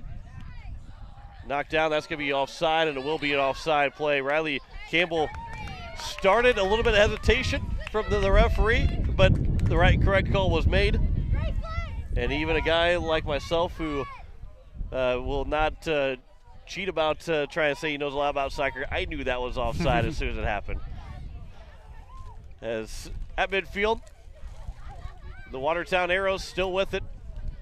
Moving forward, Buckley, but Grace Richter is there to steal it right away from her. All the way back down, and again, the Governors they can be patient. They don't have to try and score again. Obviously, a second one would be the real dagger in this one, but they don't have to score. They just got to play sound defense and just keep trying to move offensively. Yeah, keep possessing the ball. Keep it in Watertown's end here, and they won't score if we can keep it down on their end. Yeah, and you make the safe play. You don't make too safe of a play, but you make that safe pass and just keep moving the ball forward. If you have to move it backwards, just make that safe pass. As now Maher, that one nearly stolen away, but Maher now will turn the other way, and it'll go out of play off of Watertown. So we'll throw here for the Governors with under now 10 minutes to play. Mutual Canals with the throw. Good throw. It goes over the top of everybody, and as Mendel said, that's a really good throw, and now it leads to another throw farther down the field here for the Governors with Templeton and Kuipers checking in. So we're nearing the 9-minute mark in this second half. Barry and Richter will take a seat.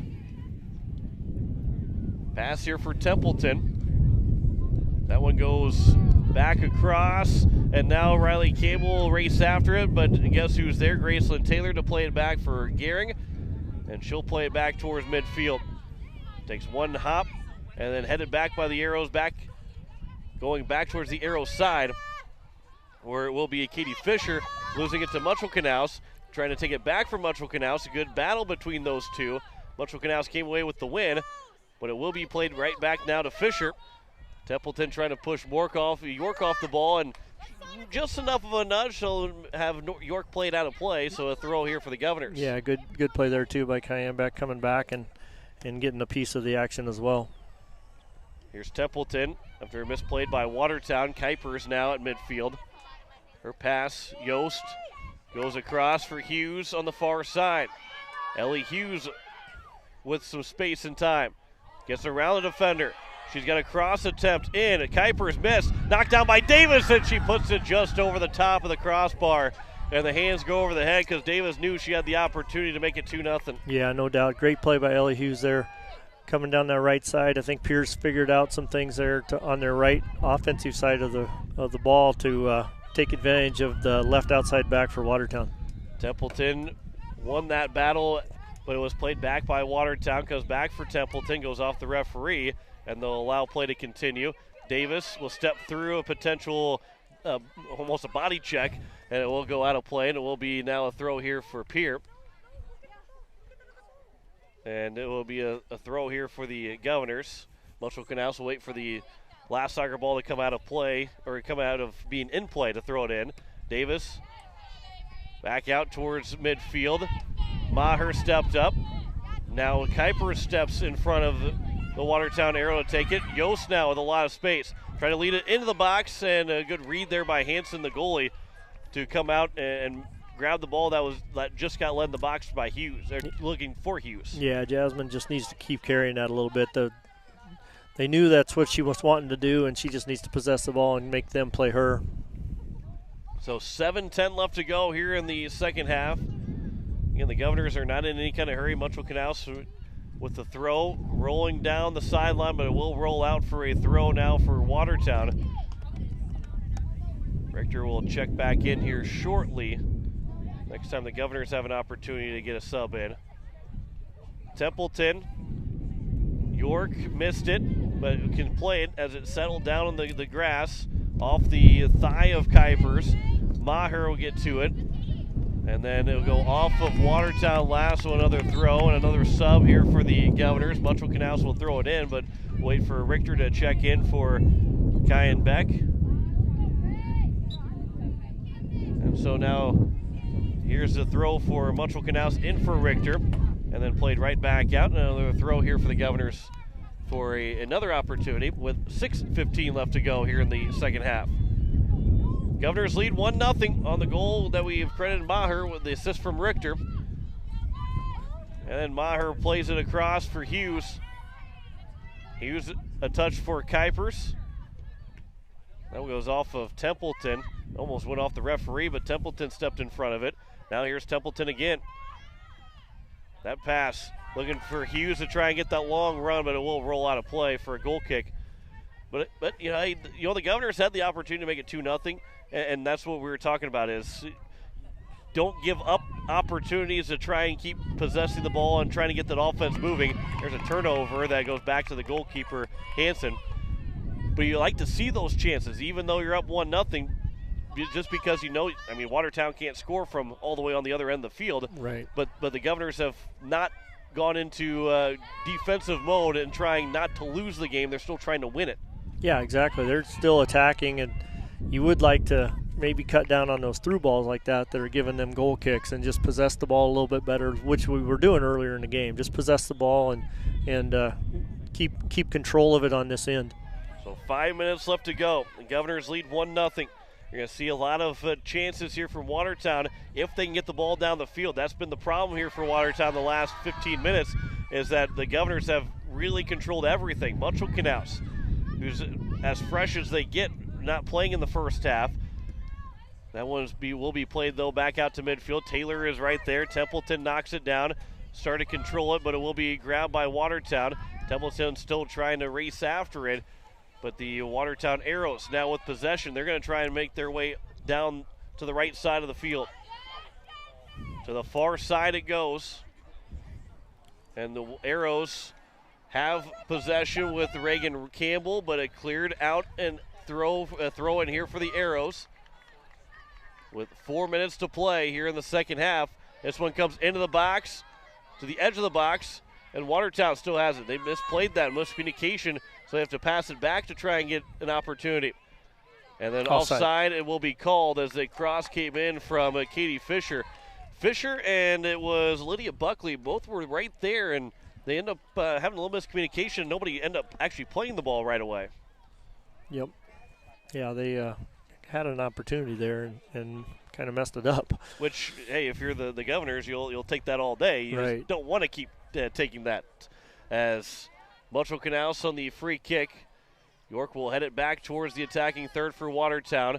And again, with under 4 minutes left to go, you're going to see Watertown trying to basically throw everything but the kitchen sink at the Governors, and probably everything with the kitchen sink at the Governors to try and tie this up.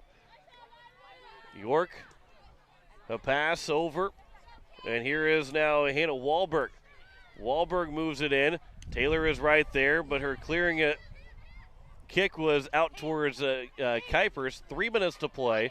That rolls in. Gehring will stop it with the foot and wait for Watertown to come closer before she grabs it. And now Jenna Gehring will throw it over the right side. A little bit of a time waster, but a smart, savvy move by Jenna Gehring. Yeah, exactly. Very good play there by Jenna, eating some seconds. As there's Taylor that intercepted the throw-in, but it will be a foul call on Taylor. And so now if you're Watertown, you pretty much are going to push everything with this chance right here. Yeah, this is their chance, I think, right here. If they can get some numbers in the box, they can set something up here. Because the free kick upcoming is at the edge of the attacking third for Watertown with under 2.5 now left to go. Here comes the free kick towards the box, and it goes wide of the net. Boy, oh boy, was that a good look there for Watertown. And everybody kind of held their breath a little bit here around the Governor's sideline. Yeah, that was a play where I think everybody thought it was going to be headed and beheaded. That's not a good thing.